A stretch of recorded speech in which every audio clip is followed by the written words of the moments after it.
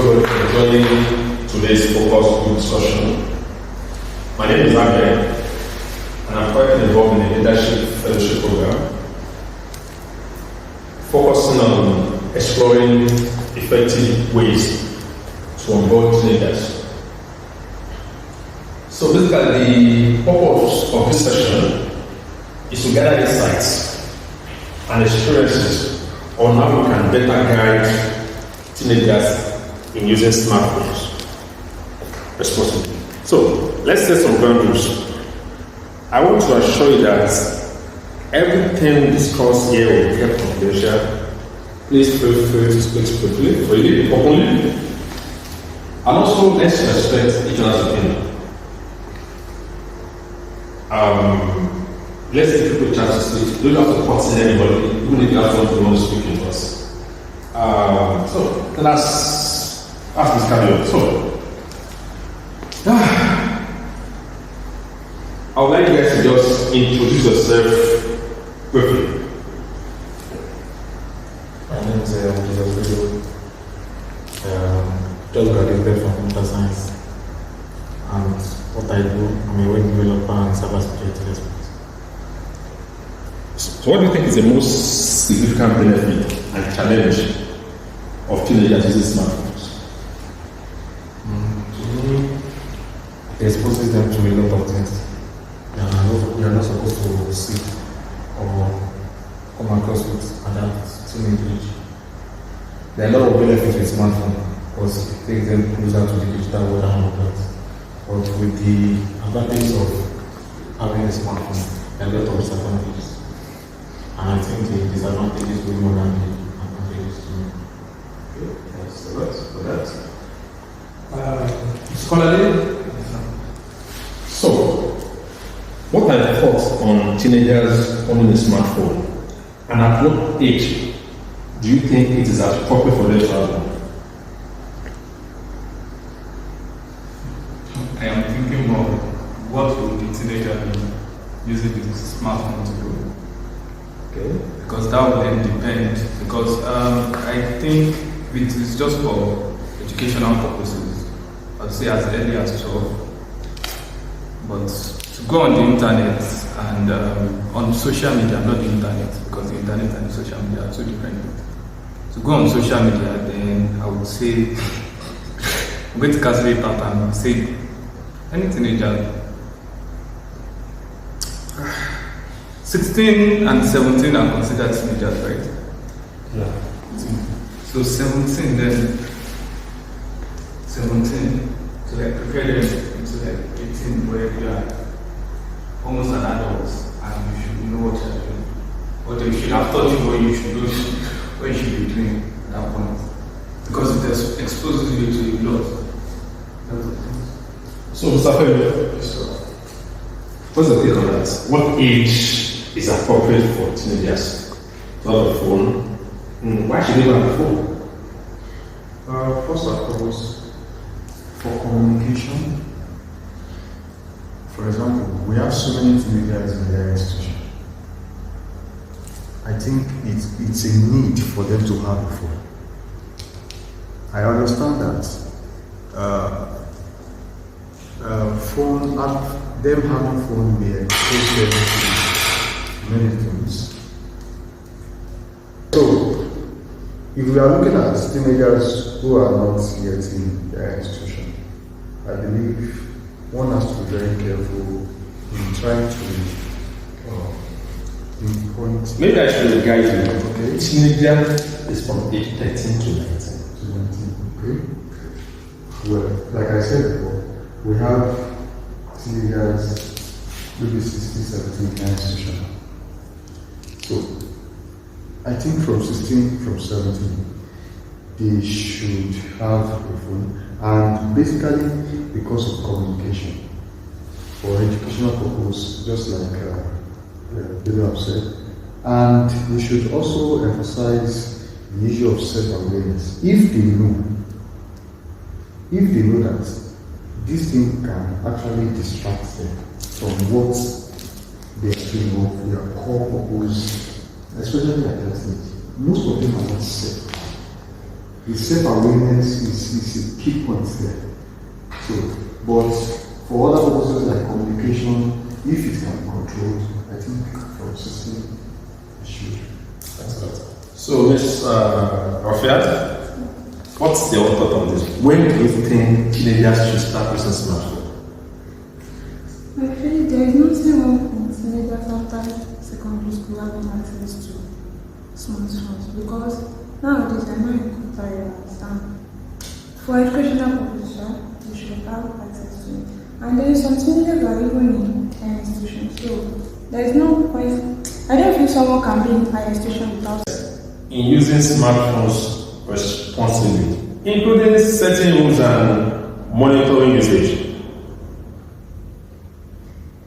And to me, I think the right age should be 18. So if, like university like this, know that as from 18, someone can make decision for himself. So there is limit to what the parent can control. But if the guardian or parent want to give teenage child before that age, there are a lot of things that should be controlled. First of all, when there is another because they were saying for educational purposes. If smartphone can be used for educational purposes, the question we should be asking ourselves is, since the smartphone has disadvantages, is there a substitute for smartphone? Yes, there is educational tablets that is popular now, and those one has many limited features away from a smartphone. It is just like a smartphone. You can play games, but they are not connected to social media and all that stuff. Also, there is a PC that you can use. The way you enjoy browsing on social media, example, on phone, the way you enjoy on smartphone, on the PC. So, if there is a substitute for the educational part, why should we be given from at that particular age?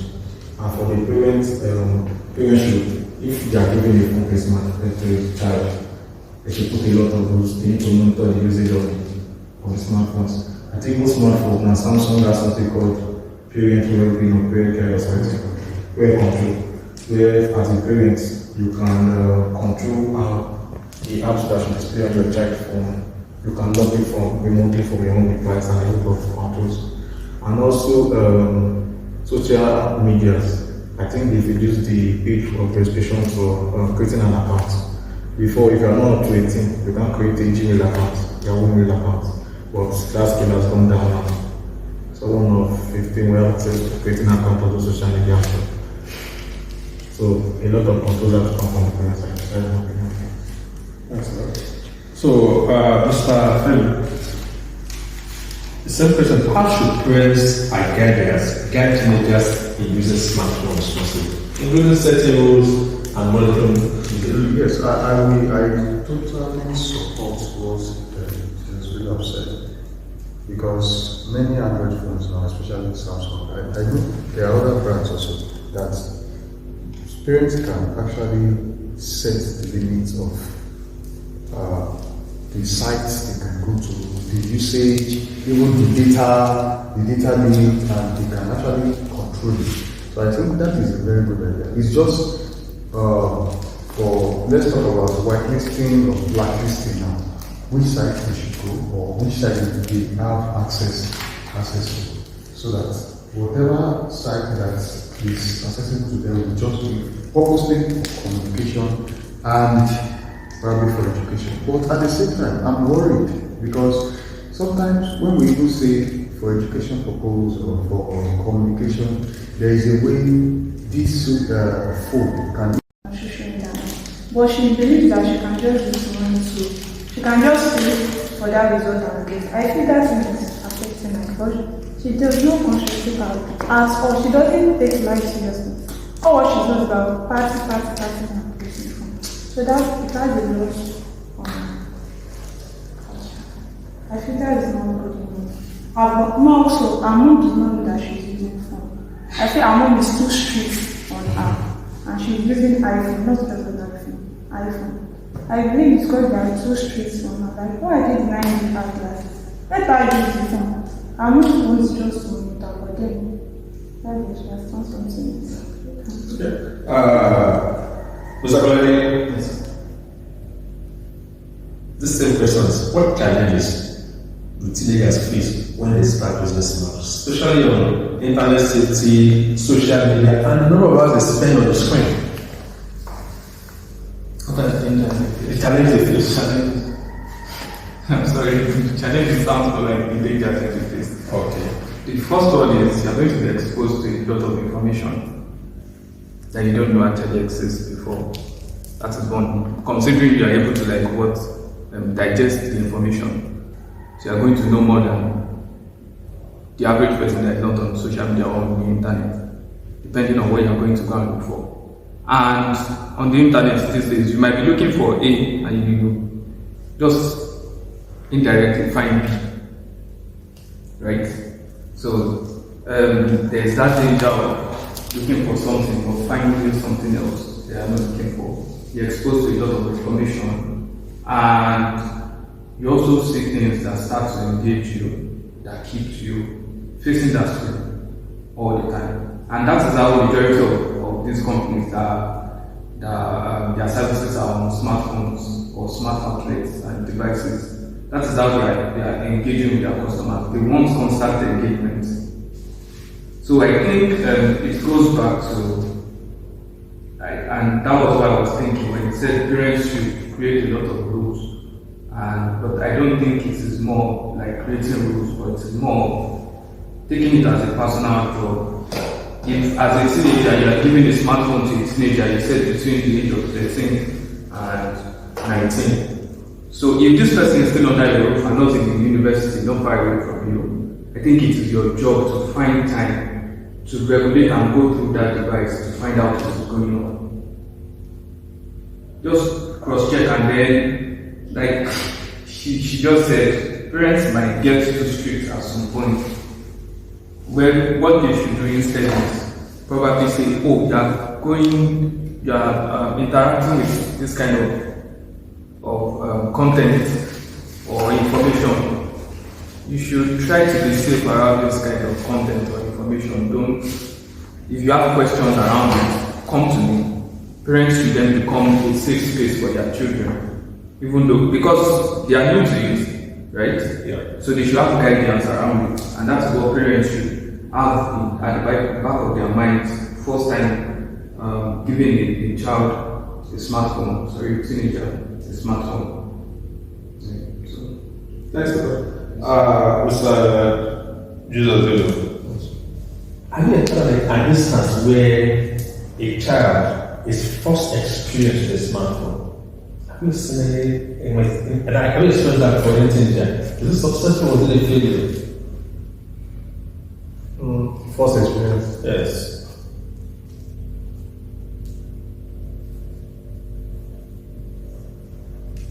I think it will be a failure because as a child, as a teenager, I will be curious. So what is it and what is something the device is just in for the first time. It will not be frustrated for the first instance because it is just an experience. He's not used to it before. But yeah, the videos I've watched or what I've seen with my eyes, that all of them are curious to see what is this app that look like eye. What is it for? What is this app that has this fine logo? What is it for? And they don't know what they're clicking on. So it is never safe. Always a big problem. Sophia, I would like to have your take on that also. I believe it depends on for the millennial page, like those people that are recent age, it should be a challenge for them because they have a lot of friends around them. Even if they are not exposed to it from their phone, they will be exposed to from their friends. So I feel there's a lot of challenges on that for millennial, but for the Gen Z, that one, they know how to maneuver around, they know what to do. I feel they know, some of them know what to do. You can share your own personal experience the first time you got a smartphone. First time. You got a smartphone. How did you feel? That was after my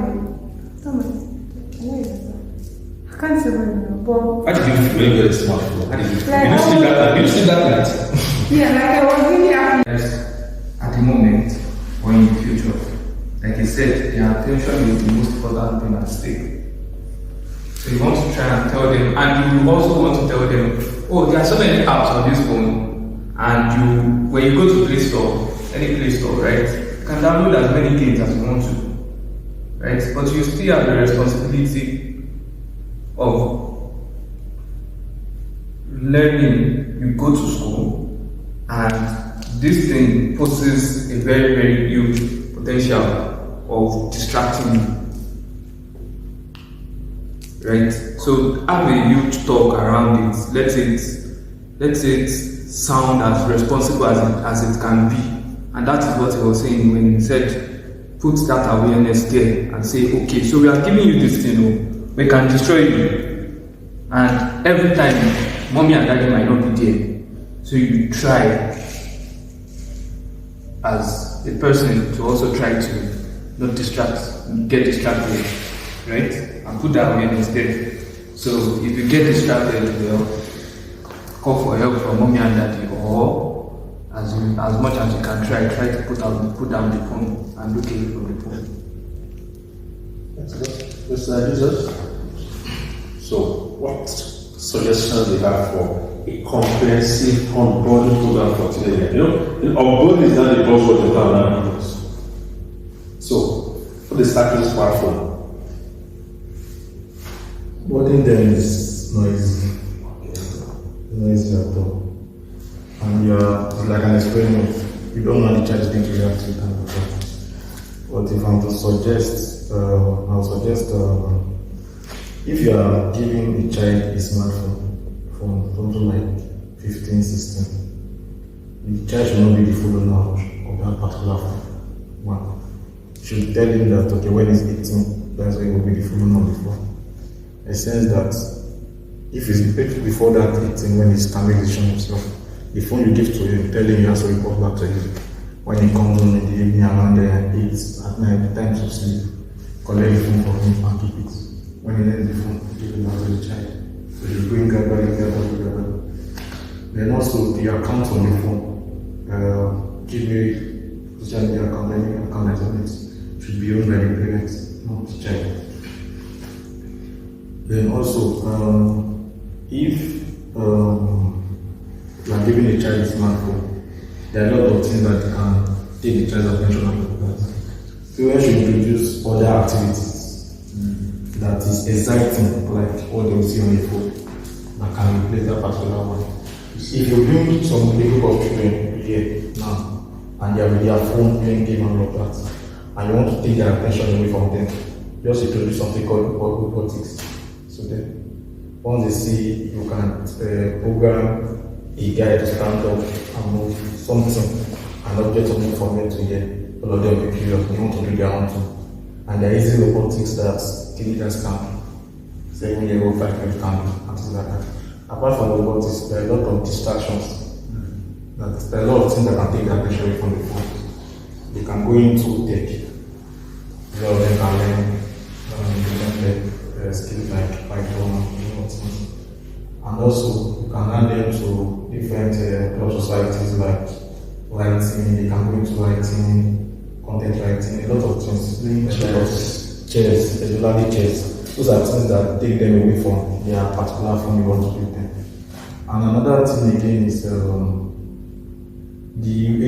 reason why a child will come and meet you and say that I need a phone is because his friend has told him about his experience with a phone or an app. Peer pressure. And where peer pressure starts from is school. If we are saying we want to do a career talk, the career talk should not be on students, the children. The career talk itself, most of it should be on parents, not students. We are telling the child what he will see, dangers of phone. This is dangerous, this is not the danger, this is dangerous, this is not the dangers. When you tell him the dangers, he will curious to know what that danger is.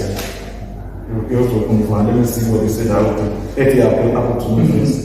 And I have one kind of mentality that if the baby is trying to, you are telling the baby not to watch that thing, be shocked. You tell him 1, 2, 3 times, he's not going to ask how you're still good there, we are not there. Let it shock him first for you. So if you are introducing a phone to a child and giving those characters and all that, it will be curious to know that. The character should be on parents themselves.